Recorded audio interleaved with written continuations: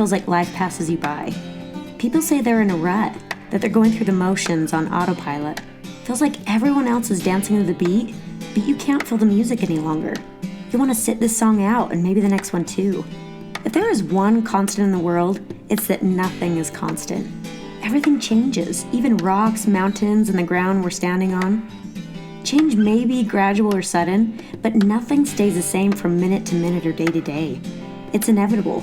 So to be successful leaders, employees, and individuals, we must plan for and adapt to change.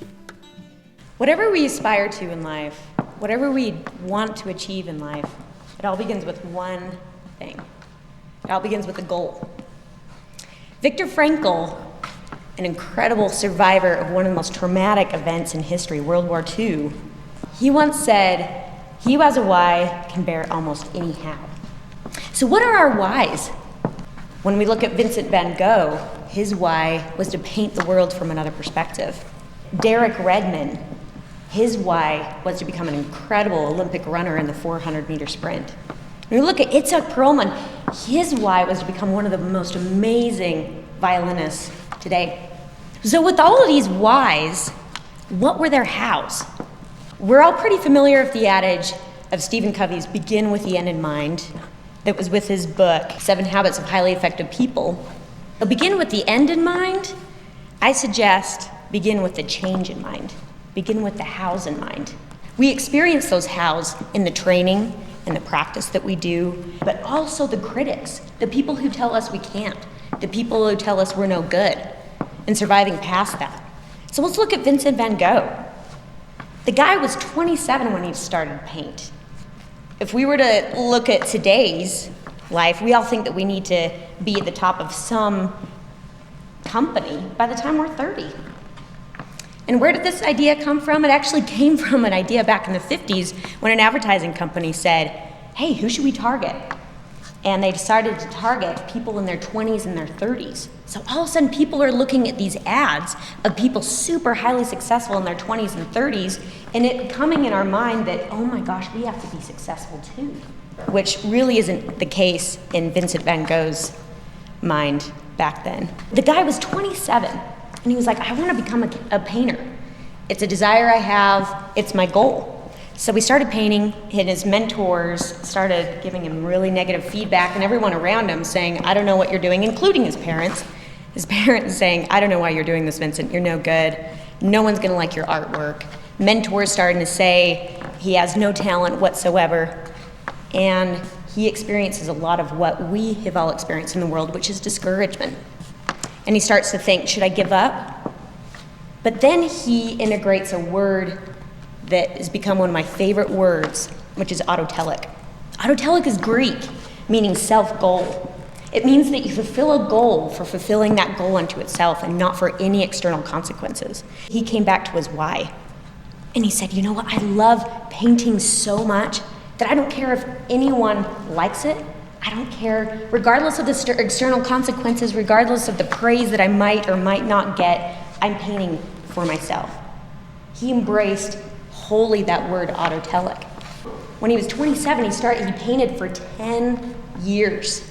He painted prolifically. He would spend day and night. Then knowing what the guy went through, I would probably chop my own ear off. He went through scurvy, he starved, he lived with his parents for so long, and he also experienced so much loneliness. If you imagine just doing what you love for 10 years, knowing of all the critics that are just shouting in your ear, you're no good, you're no good, you're no good, imagine how you would want to give up. You probably experienced that already. All throughout that 10 years, the only person who was his cheerleader was his brother Theo. His brother Theo said, you can do this.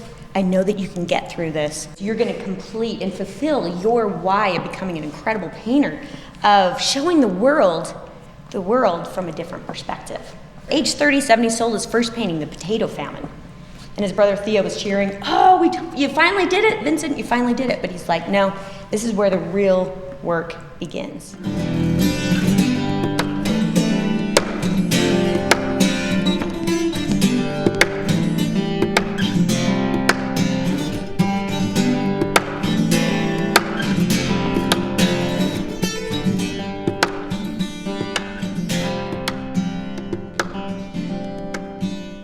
look at Itzhak Perlman, greatest violinist of all time. Do you know how many hours that guy must have practiced? Malcolm Gladwell says that it takes 10,000 hours to not only become an expert, but to become absolutely phenomenal at what you do.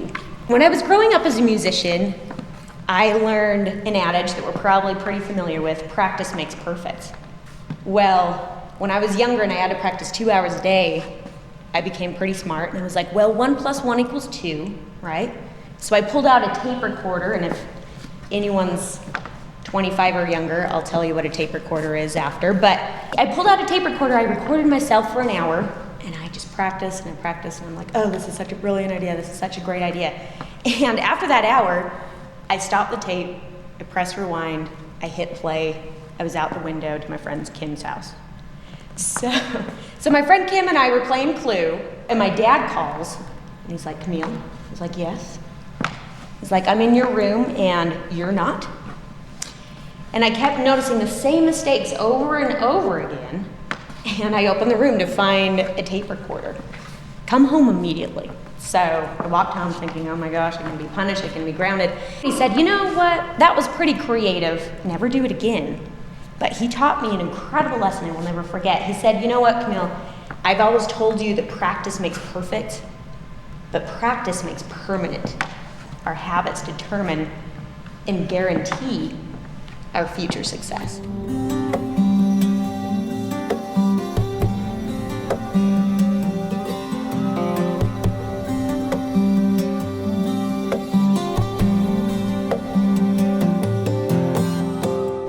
Everyone recognizes this. We take probably advantage of that every single day. We're taking advantage of it right now. There's light everywhere. Every time you wake up in the morning, you turn on the light switch, you do it because of a habit. Rarely do I think of what went behind that light bulb. Anyone remember how many times it took Thomas Edison to get this right? Yeah, it took 1,200 times. 1,200 times. I think if I were trying to invent the light bulb and there was always a race to get to it, who's gonna get to it first? I can't even imagine, 1,200 times, I would probably get to like number 17, I'd be like, you know what, I meant for something else. I'm not meant to invent the light bulb. Someone else can do it. He knew his why. And he was not only passionate, he didn't really care about the praise of being the first of doing this. He was so passionate about inventing things that weren't there before, while enduring so many critics of, oh, you're so dumb, why don't you quit already? He said, you know what? I found out 1,200 ways not to invent the light bulb. And it didn't even start when he invented this. It started when he was much younger. When he was 12, he lost 90% of his hearing in his left ear. And his dad said, son, I'm so sorry about this. And he's like, are you kidding? It's much less distracting for me. And I think about that all the time, because we're all distracted in this distracting world. How he took something potentially negative and turned it into a positive, because he knew his why. Later in life, when he was older, he had his whole factory full of his inventions, full of the charts that were later burned up in a factory fire. And he came back the next day after his factory fire, got together all of his employees, and he said, you know what? We have an amazing thing here. We have all of our mistakes burned up. We didn't need them anyway. He was such an optimist. He knew how to adapt. So begin with the end in mind, begin with the change in mind.